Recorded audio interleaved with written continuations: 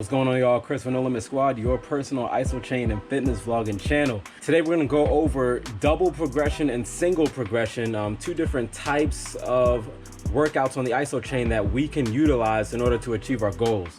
So let's go over this real quick. All right, so what is double progression, right? Double progression in the isometric manual was described as what we should use just by default as far as just all around strength gains in order to really break through our ceiling and achieve results quickly is double progression. So what is double progression? It's aiming for a certain amount of reps within that target load or target time, then increasing the load every time you achieve a new number. So let me give an example of this. So far, all three of my programs that I came up with personally, the Sweet 16, Power 45, and the Springfield Frog, all go through the double progression principle. So for example, let's use the Sweet 16, right? So the Sweet 16 was 16 different workouts that we did in a row. It was only one set of 6-second contraction per exercise. So bicep curl, one set of 6 second. Tricep extension, one set of 6 second. Working down the list. Once you do all 16, you're done for the day. What we did is the next day, we found out what your number was for your maximum load from the previous day. You set that number up on load mode and then you try and beat it. Okay, if we were to do a single progression, what that would look like on a Sweet 16, it looks different for a lot of programs. So you got try and follow me here. So if we did that on a Sweet 16 routine, we could set it up custom. So maybe for the first 3 days of the Sweet 16, let's say we pulled 100 on the bicep curl. So for Monday, Tuesday, and Wednesday, we're trying to beat 100. And then Thursday, Friday, Saturday, we're trying to beat that new number that you got on Wednesday. Does that make sense? That is single progression, okay? If we do double progression, all right, that's how the program really starts to fire up. So let's say you pulled 100 on Monday, and then Tuesday you pulled 102. Wednesday, following double progression, you try and beat 102. Let's say you pull 105 on Wednesday. Now Thursday, the number to beat on load mode is 105. You pull 117. On Friday, you're trying to beat Thursday's 117. Does that make sense? You're going up. What this looks like on the Power 45, where we're doing 3 sets of 6-second contractions in a row for each exercise. So I'm gonna use the tricep overhead tricep extension for an example, okay? So let's say you pulled, this is where it gets really interesting. Let's say you pulled 111 on the overhead tricep extension, right? We're still in the same set. We have 2 more tricep extensions to go before we go to the next exercise, right? So following the double progression principle, now on set 2 of the tricep extension, now we're trying to beat that 111 we did on the first set. This is still the same day. All right, so let's say you pull a 113 on the second. So you do 111 on the first set, 113 on the second. So on the third one, you're trying to beat the 113. That is double progression. If we were utilizing single progression for a Power 45 type of routine, where it's 3 sets, it would be 111 for the whole exercise. Does that make sense? Hopefully that makes sense. Single progression, by the way, definition term, aiming for a target that we know we can achieve for X amount of reps, each lasting 6 seconds or whatever time frame that you're trying to achieve, strength or hypertrophy, using that target and gradually increasing the weight over the course of time.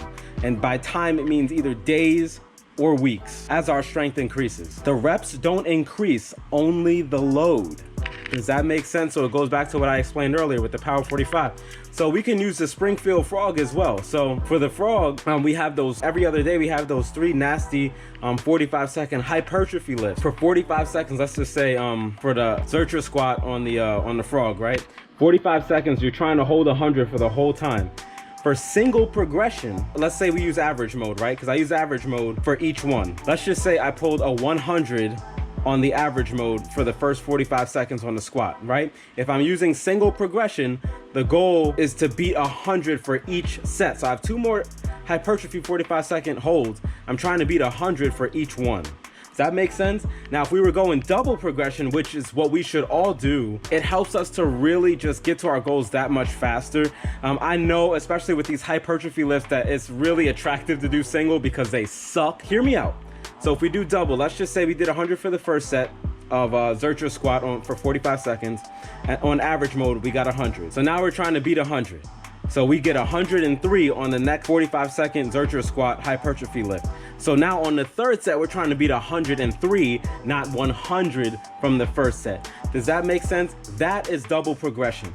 If you really look at it mathematically, there's almost no reason not to use double progression. I would say single progression really shines when the exercise is just so damn hard that it's like, okay, let's just set it to this and let's just make this the goal. It has its place. Under certain circumstances, we should use it. But if we can go for double progression, we should go for double progression. I know, and yeah, I'm actually talking to myself too, trying to convince myself tomorrow's the I have to do the hypertrophy 3 times in a row. Yeah, that's awesome. But it is, I mean, if you think about it, right, you're progressing that much faster. Instead of waiting until tomorrow, we're getting that much stronger today. You see this threefold if you're doing a program like the Power 45 or the Promethean. The Promethean is set up to be double progression, right? We have six sets of 6.